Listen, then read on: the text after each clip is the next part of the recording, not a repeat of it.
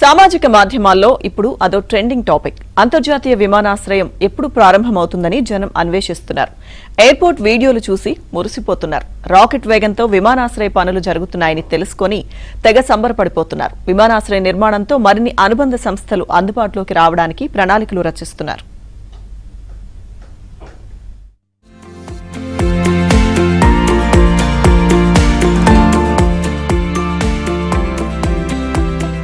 భోగాపురం అంతర్జాతీయ విమానాశ్రయ పనులు మనోవేగంతో ముందుకు సాగాయి. ప్రధాని మోదీ షెడ్యూల్ ని బట్టి ఈ నెలలో ఏదో ఒక రోజున అంతర్జాతీయ విమానాశ్రయ ప్రారంభోత్సవం జరుగుతుంది. నిజానికి జూలై 5న ప్రారంభం కావాల్సి ఉండగా ప్రధాని మోదీ షెడ్యూల్ ఖాళీగా లేని కారణంగా జాప్యమైంది.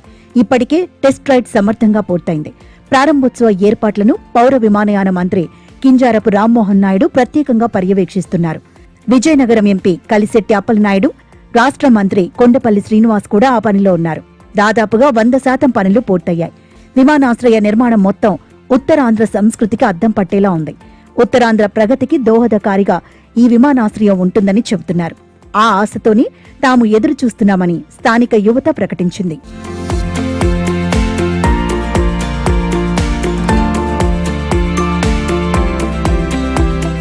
విమానాశ్రయం కోసం 4,600 కోట్లు కేటాయించారు. 2,200 ఎకరాల్లో నిర్మించిన ఎయిర్పోర్టు దేశంలోనే 4వ అతిపెద్ద విమానాశ్రయం అవుతుంది. ప్రయాణికుల రాకపోకలకు మాత్రమే కాకుండా సరుకుల ఎగుమతి దిగుమతికి కూడా దీన్ని వినియోగిస్తారు. ఉత్తరాంధ్ర రూపురేఖలను మార్చేసే పలు పరిశ్రమల స్థాపనకు ప్రణాళికబద్దమైన ఏర్పాట్లను కేంద్ర రాష్ట్ర ప్రభుత్వాలు పూర్తి చేశాయి.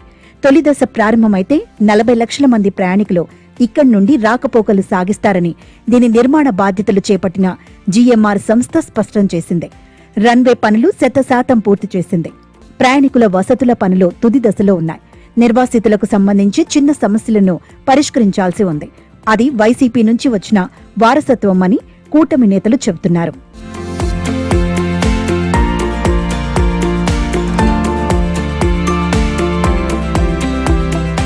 అటు శ్రీకాకుళం, ఇటు విశాఖపట్నానికి మధ్యలో ఉన్న ఈ అంతర్జాతీయ విమానాశ్రయానికి విప్లవ వీరుడు, దేశభక్తుడు అల్లూరి సీతారామరాజు పేరు పెట్టి వారి జ్ఞాపకాలను ఇక్కడ పొందుపరుస్తున్నారు. ఈ విమానాశ్రయ ఏర్పాటుకు ఎంతో కృషి చేసిన ముఖ్యమంత్రి చంద్రబాబు నాయుడు, ప్రధానమంత్రి నరేంద్ర మోదీతో పాటు దేశంలోని పలువురు ప్రముఖులను రప్పించటానికి రాష్ట్ర కూటమి నేతలు సన్నాహాలు చేస్తున్నారు.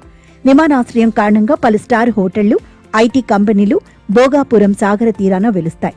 100కు 100% ఉత్తరాంధ్ర ప్రగతికి, ఆంధ్రప్రదేశ్ పురోగతికి దివిటీగా మారబోతోందని అటు నేతలు, ఇటు ఈ జిల్లా ప్రజలు సంతోషాన్ని వ్యక్తం చేస్తున్నారు.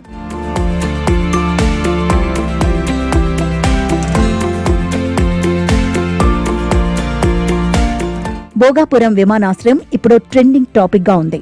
ఏపీలో ఎవరి నోట విన్నా భోగాపురం మాట వినిపిస్తోంది. విమానాశ్రయం వస్తే ఎలాంటి ప్రయోజనాలు ఉంటాయో జనం చర్చించుకుంటున్నారు. ఎక్స్, ఇన్స్టాగ్రామ్, ఫేస్బుక్ లో భోగాపురం వీడియోలు షేర్ చేసుకుంటూ దానిపై చర్చించుకుంటున్నారు.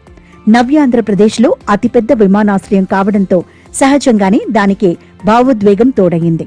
తొలి విమానం ఎగిరినప్పుడు ఉత్తరాంధ్ర ప్రజల ఆనందానికి అవతులు ఉండకపోవచ్చు.